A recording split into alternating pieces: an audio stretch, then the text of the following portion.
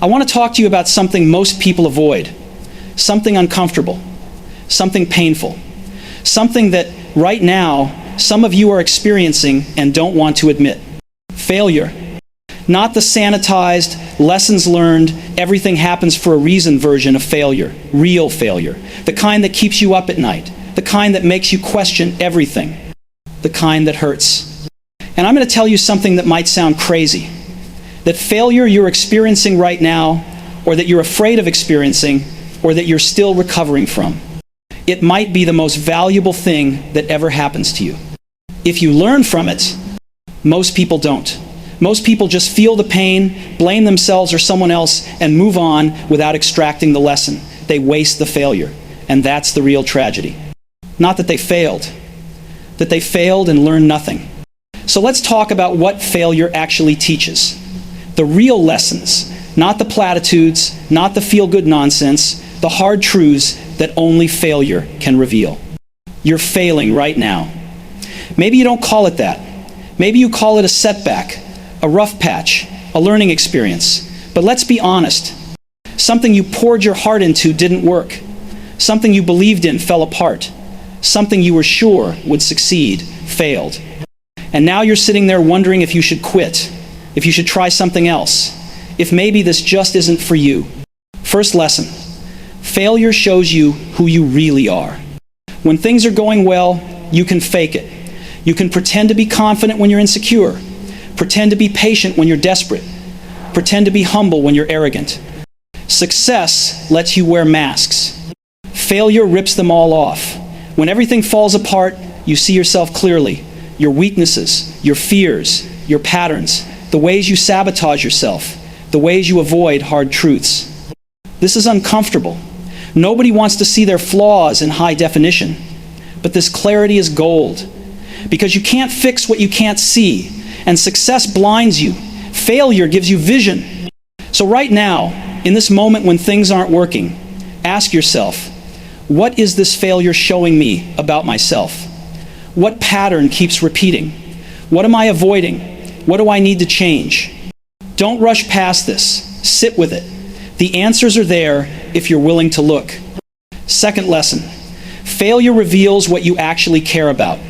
It's easy to say you're passionate about something when it's going well, when people are praising you, when money is coming in, when success is visible. Anyone can be passionate then. But when it's hard, when nobody believes in it, when you're losing money and time and sleep, when people are telling you to quit, that's when you find out what you actually care about. If you quit the moment things get hard, you never cared that much. You were in love with the idea of success, not the work itself. And that's fine. Better to know now than waste more years on something that doesn't matter to you.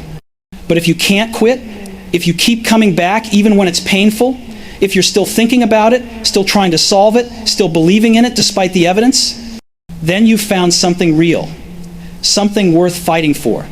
Failure is the test. It separates what you say you want from what you actually want. Most people fail this test. They discover they didn't really want it that badly, and that's valuable information.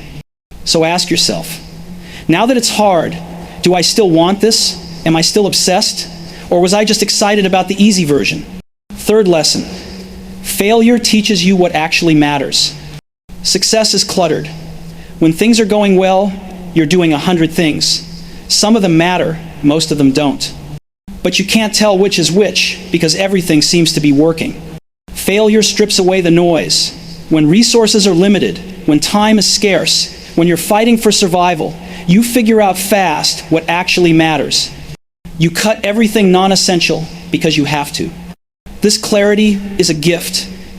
Most successful people never get it. They keep doing the 100 things forever, never realizing that 5 of them produce 90% of the results.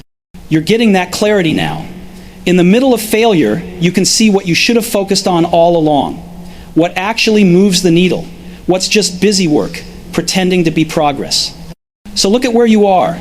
What really matters here? If you could only do 3 things, what would they be? Strip everything else away. Focus there. Fourth lesson. Failure shows you who your real people are. Success attracts crowds. Everyone wants to be around the winner. Everyone wants to be associated with what's working. Everyone has advice when you're succeeding. Failure clears the room. The opportunists leave. The fair-weather friends disappear. The people who were only there for what you could do for them vanish. And what's left? The real ones. The people who stick around when there's nothing in it for them. The people who believe in you, not just your success. The people who help you when you can't help them back. This sorting is painful.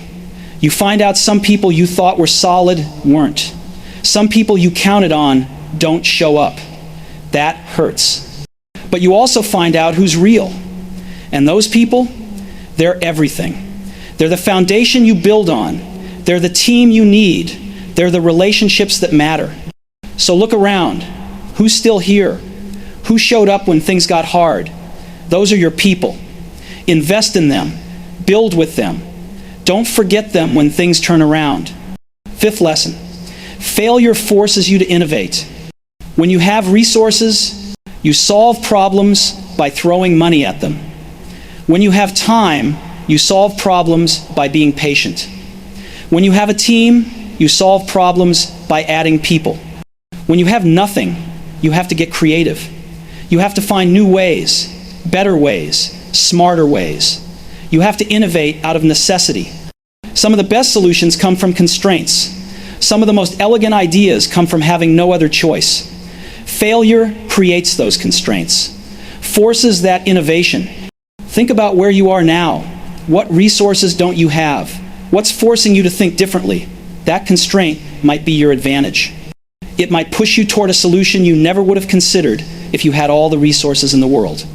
Don't curse the constraints. Use them. Let them push you towards something better. Sixth lesson. Failure kills your fear of failure. Before you fail, failure is terrifying. It's the worst thing you can imagine. You'll do anything to avoid it. That fear controls you, limits you, keeps you playing small. Then you fail, and you survive, and you realize it's not death, it's just failure. It hurts, it's embarrassing, it's disappointing. But you're still here, still breathing, still capable of trying again. That realization is liberating. Once you know you can survive failure, you stop being so afraid of it. And when you're not afraid of failure, you can take bigger risks, make bolder moves. Try things you wouldn't have tried before. The people who've never failed are the most afraid. They're trapped by the fear of something they've never experienced. But you've been there. You know what it costs, and you know you can pay it. So you're actually braver now than you were before you failed, even if you don't feel like it yet. Seventh lesson. Failure teaches you what you don't know. Success lets you ignore your gaps. When things work, you assume you did it right. You assume you know what you're doing. You assume your understanding is complete. Failure exposes the gaps, shows you what you missed, what you didn't understand, what you assumed wrong, what you need to learn. This is humbling, but it's also valuable, because the things you don't know are the most dangerous. They're the blind spots that kill you. Failure illuminates them. So look at what went wrong. What didn't you understand? What did you assume that wasn't true? What do you need to learn before you try again? Don't make the same mistakes twice. That's the only unforgivable failure, failing once and learning nothing. Eighth lesson. Failure gives you perspective. When you're in the middle of success, everything feels urgent. Everything feels important. You lose perspective on what actually matters in life. Failure slows you down, makes you reflect, makes you ask what this is all for, what you're actually trying to build, why you're doing this in the first place. Some people discover in failure that they were chasing the wrong thing, that success in that particular thing wouldn't have made them happy anyway, that they were on a path that didn't align with who they actually are or what they actually want. That's painful to realize, but it's better than succeeding at the wrong thing and realizing it 20 years later. So ask yourself, now that this failed, what does that tell you about what you really want, about what really matters, about what kind of life you're trying to build?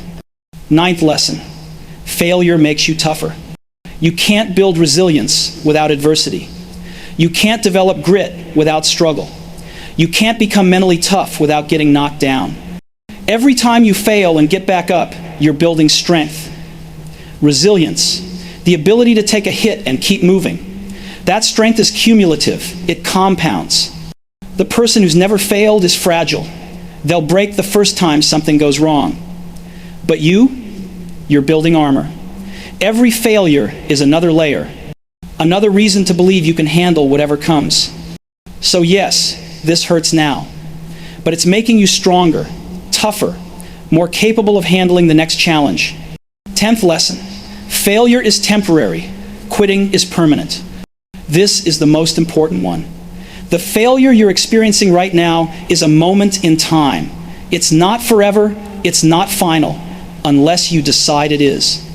The only way failure becomes permanent is if you stop trying, if you give up, if you let this moment define the rest of your life. But if you keep going, if you learn from this, if you adapt and try again, then this failure is just data, just information, just one step on a longer path. Most successful people have failed more times than unsuccessful people have tried. The difference isn't talent, it's persistence. It's the willingness to fail, learn, and try again. So here's what you need to do with your failure. First, feel it. Don't numb it. Don't distract yourself from it. Sit with the disappointment, the frustration, the fear. Feel it fully. That's healthy. That's human. But don't live there. Feel it, then let it go. Second, extract the lessons. Be ruthlessly honest about what went wrong. Not to beat yourself up, to learn. Write it down. What worked? What didn't? What would you do differently? What did this teach you? Make the failure worth it by learning from it. Third, decide if you're going to try again.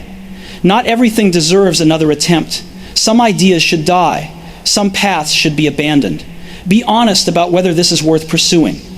But if it is, if you still believe in it, then commit to trying again, with everything you've learned, with all the wisdom this failure gave you. Fourth, give yourself time.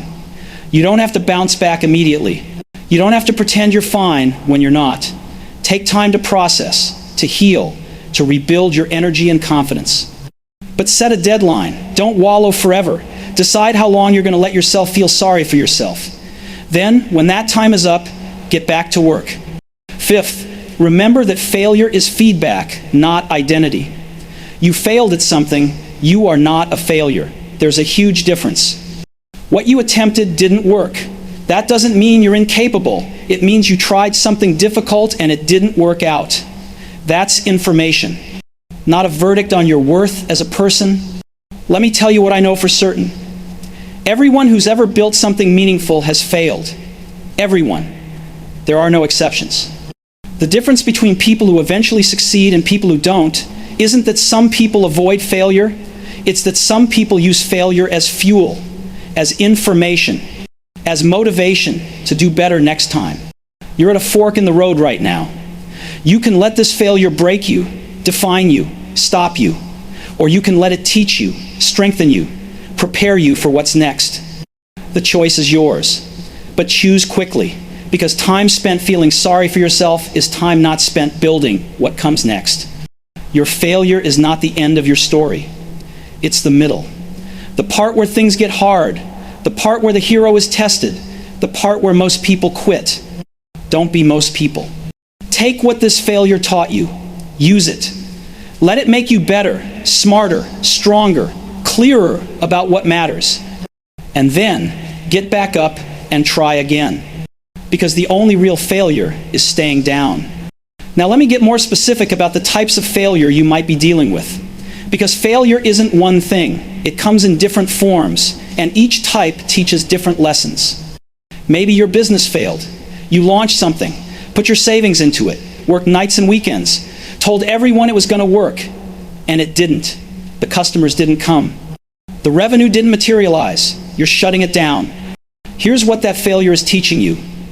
The market is telling you something. Listen to it. Maybe the timing was wrong. Maybe the product wasn't quite right. Maybe the positioning was off. But there's signal in that noise. Don't take it personally.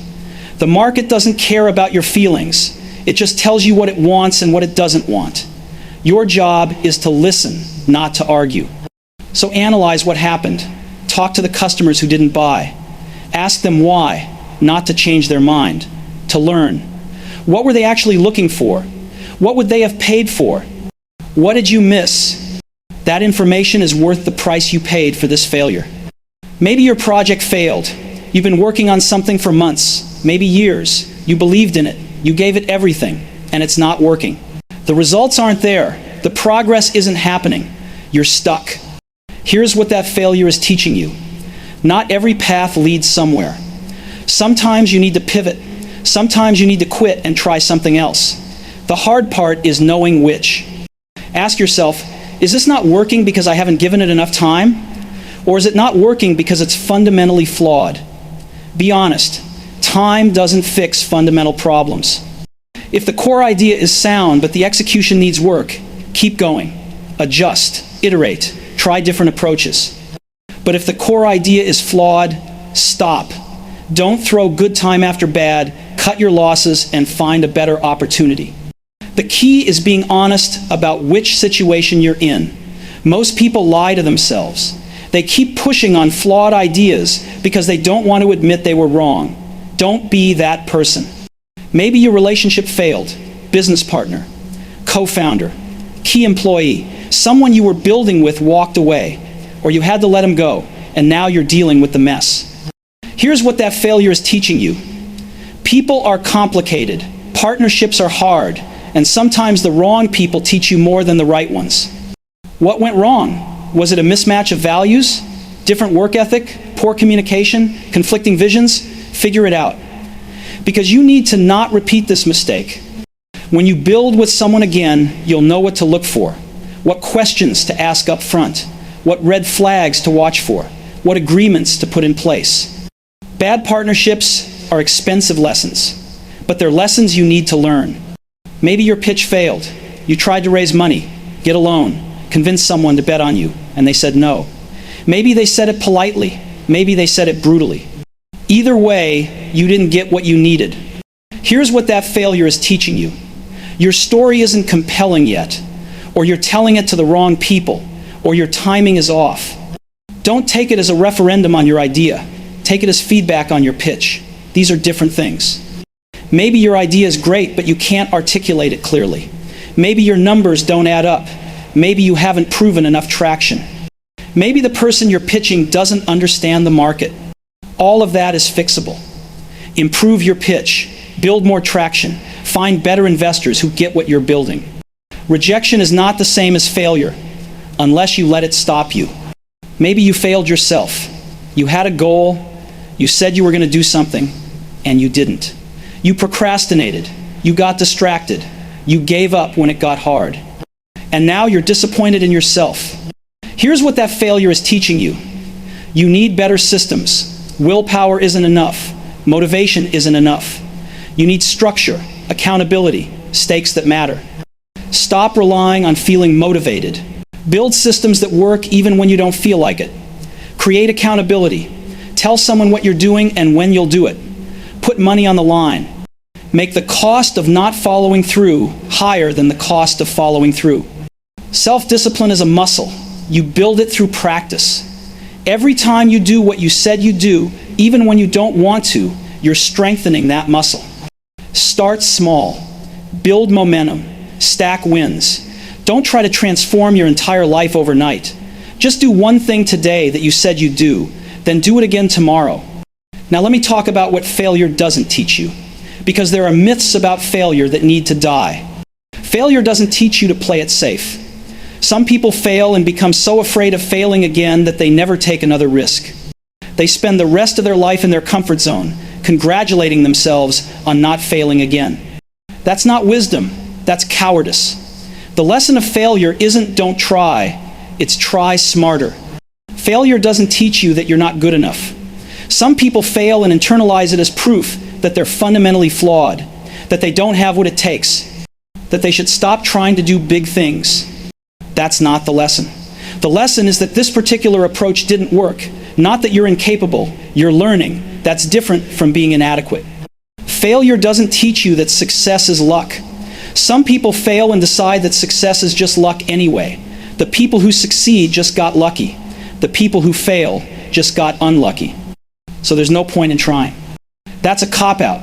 Success has luck in it, sure, but it's not just luck. It's preparation, meeting opportunity. It's persistence through setbacks. It's learning from failure and trying again. Don't use failure as an excuse to stop believing effort matters.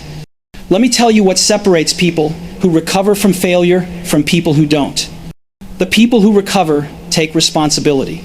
They don't blame, they don't make excuses, they don't point fingers. They own it. This failed, what's my part in that? What could I have done differently? Taking responsibility doesn't mean beating yourself up. It means acknowledging your agency. If you had a hand in the failure, you have a hand in the success next time. But if it's all external, if it's all bad luck and other people's fault, then you're powerless. You can't fix what you don't control. So own your part. Then use that ownership to do better next time.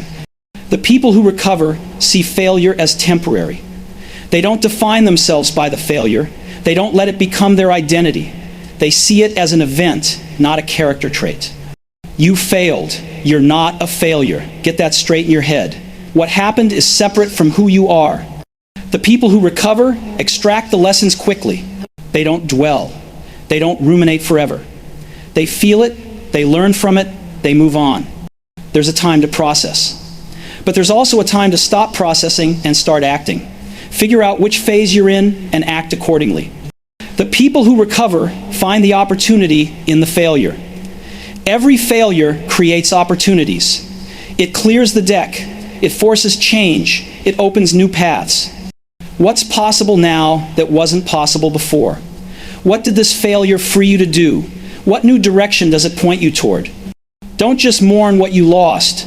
Look for what you gained. Let me talk about the practical side of dealing with failure. The stuff nobody talks about because it's not inspirational, but it's real. If your business failed, you might have debt, you might have obligations, you might have people depending on you. That's heavy, that's scary. And you can't just think positive your way out of it. So deal with it practically. Make a plan, talk to creditors, negotiate payment plans, figure out how to cover your obligations, get a job if you need to. There's no shame in that.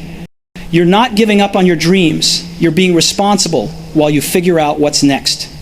If your project failed, you might have invested years. That's a sunk cost. You can't get that time back. It's gone. And that hurts. But don't compound the loss by staying stuck in it. The time is gone whether you move forward or not. Don't throw away your future mourning your past. If your relationship failed, you might have burned bridges. People might be angry at you. Your reputation might have taken a hit. That's real. That has consequences. So deal with it. Apologize if you need to. Make amends where you can, but don't grovel. Don't beg people to like you again. Move forward with integrity and let your actions rebuild your reputation over time. Here's something else about failure. It changes how people see you. Some will write you off, some will judge you. Some will use it as evidence that they were right to doubt you. Let them. You don't need everyone to believe in you. You just need to believe in yourself. And you need a few people who still believe in you. That's enough. The people who write you off when you fail weren't your people anyway. They were fans of your success, not supporters of you. The difference is clear now. Focus on the people who are still there. The people who see your failure and don't define you by it. Those are your people. Now let me talk about the decision you're facing right now. Because at some point, you have to decide, am I going to try again, or am I going to do something else?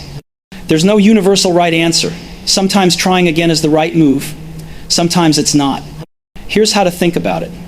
First, do you still believe in what you were trying to do? Not the specific execution, the core idea, the vision. Do you still think it matters? Do you still think it's possible? If yes, try again. Different approach, same destination. If no, if the failure showed you that this actually wasn't worth pursuing, then stop. Find something else. That's not quitting, that's pivoting based on new information. Second, have you learned enough to do it differently? If you tried again right now, would you do it the same way? If yes, you're not ready. You haven't extracted the lessons yet. You'll just fail the same way again. But if you have clear ideas about what you do differently, if you can articulate the lessons and how they change your approach, then you might be ready. Third, Do you have the resources to try again? Time, money, energy, support. You can't build on fumes. If you're depleted, take time to recharge first. There's no prize for starting again immediately if you're not ready.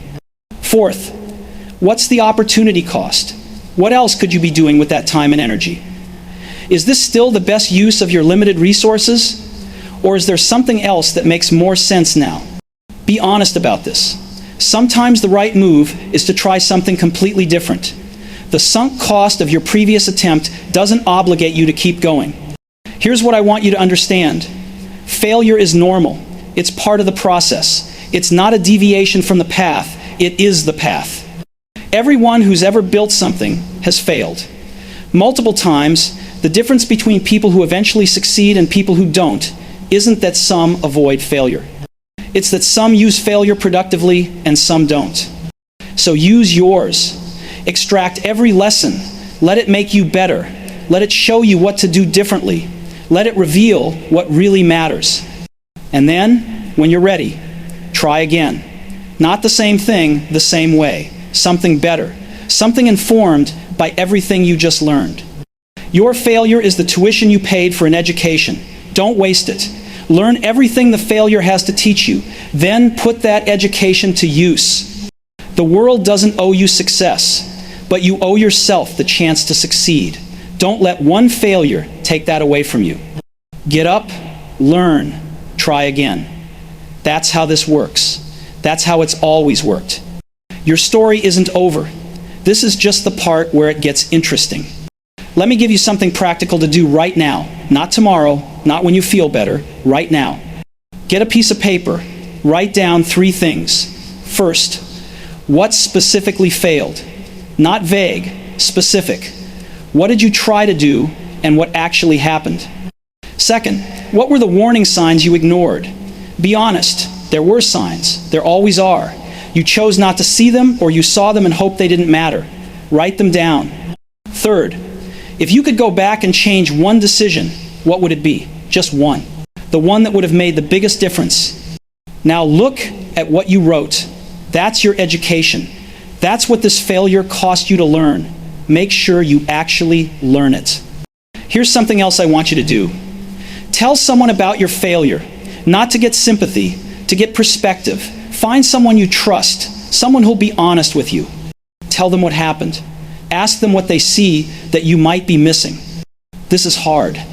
Admitting failure out loud makes it real, but it also takes away some of its power. The thing you're afraid to say loses its grip on you once you say it. And here's what usually happens. The person you tell will either share their own failure story or they'll point out something you hadn't considered. Either way, you'll feel less alone. Less stuck? Now let me talk about time. Because one of the questions you're probably asking is, how long should I feel bad about this? Here's my answer. As long as you need to, but not a day longer. There's healthy processing. That's feeling the disappointment, extracting the lessons, grieving what you lost. That takes time. That's necessary.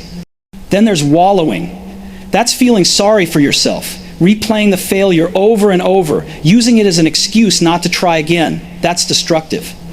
The difference is this. Processing moves you forward. Wallowing keeps you stuck. So give yourself permission to feel it, but set a deadline. Say, I'm going to give myself 2 weeks to process this, and when those 2 weeks are up, I'm moving forward. Whether I feel ready or not, because here's the truth. You'll never feel completely ready. There's no magical moment when all the pain goes away and you feel motivated again. That's not how it works. What happens is you decide to move forward, and then, slowly, the feelings catch up. But the decision comes first, the action comes first, the feelings follow.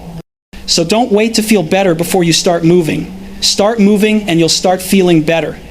Let me tell you what happens if you don't learn from this failure. If you just push it down and try to forget about it.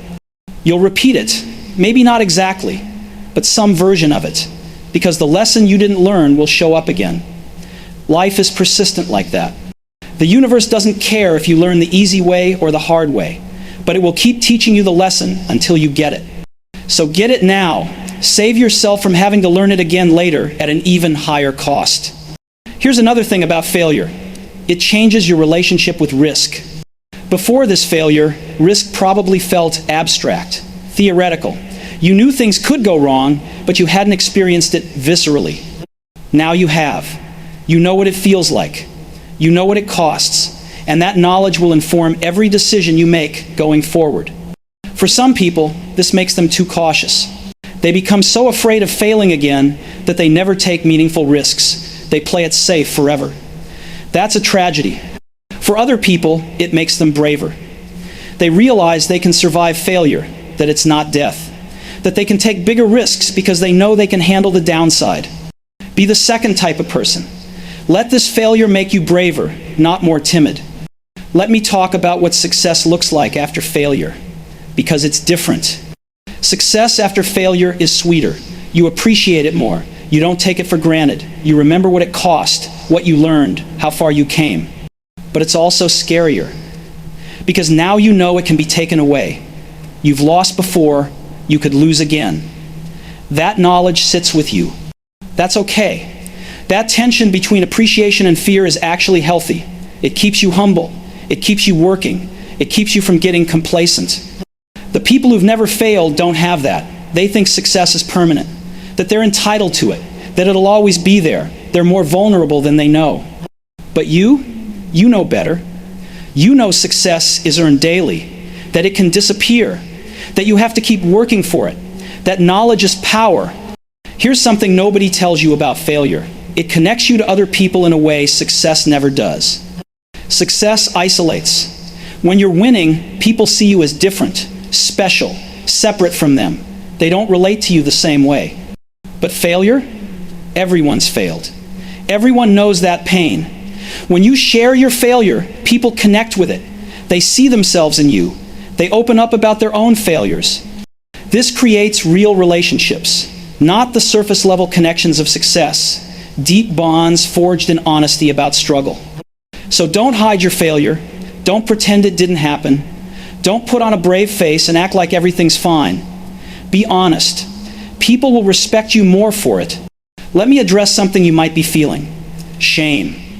The sense that this failure says something bad about you as a person, that you should be embarrassed, that people are judging you. Here's the truth. People are thinking about you way less than you think. Everyone's too busy worrying about their own stuff to spend much time judging yours. And the people who do judge you for failing, they're not worth your time. The people worth knowing understand that failure is part of growth, that trying and failing beats never trying at all. So let go of the shame. There's nothing shameful about trying something difficult and not succeeding.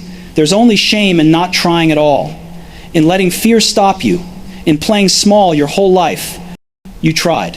It didn't work. That's not shameful. That's courageous. Now let me talk about what comes next, because at some point you have to stop looking backward and start looking forward. You have options, more options than you think. The failure closed one door, but it opened others. You just have to be willing to see them. Maybe you try the same thing again with a different approach. Maybe you try something completely different. Maybe you take a break and work for someone else while you figure out what's next. Maybe you pursue something you've been curious about but never had time for. All of these are valid. There's no one right path forward. The only wrong choice is staying stuck. So explore your options. Talk to people. Research possibilities. Give yourself permission to consider paths you hadn't thought of before. This failure freed you from your previous commitments. Use that freedom. Here's what I want you to remember. The best revenge against failure is not proving everyone wrong. It's not coming back bigger and better and showing them all. The best revenge is becoming the person this failure equipped you to become. Using the lessons, applying the wisdom, building something meaningful with what you learned. That's the real win. Not external validation, internal growth. Let me leave you with this. Right now, you're in the valley. It's dark. It's uncomfortable. You want out. But valleys are where growth happens. Mountains are where you celebrate. Valleys are where you learn. So don't rush out of the valley. Mine it for everything it has to teach you. Extract every lesson. Feel every feeling. Process every realization. Because when you climb out of this valley and up the next mountain, you'll be different, stronger, wiser, more capable. And that person, the one shaped by this failure, is the person who's going to succeed. Your failure is not the end. It's not even the beginning of the end. It's the end of the beginning. The real work starts now. The real growth happens now. The real you emerges now. So take what this failure taught you, all of it. The painful lessons, the uncomfortable truths, the hard realizations, and build something better with it. Not the same thing. Something informed by everything you just learned. Something that could only exist because you went through this. That's your mission now. Not to recover from failure, to be transformed by it. Get to work. And one more thing. When you do succeed, when you do build something that works, when you do climb out of this valley and stand on top of that mountain, remember this moment. Remember what failure felt like. Remember what it taught you. Remember who stood by you and who disappeared. Because that memory will keep you humble. It'll keep you hungry. It'll keep you from making the same mistakes again. Success makes you forget. Failure makes you remember. Hold on to what you learned here. It's the foundation everything else is built on. Your greatest work is still ahead of you, not behind you.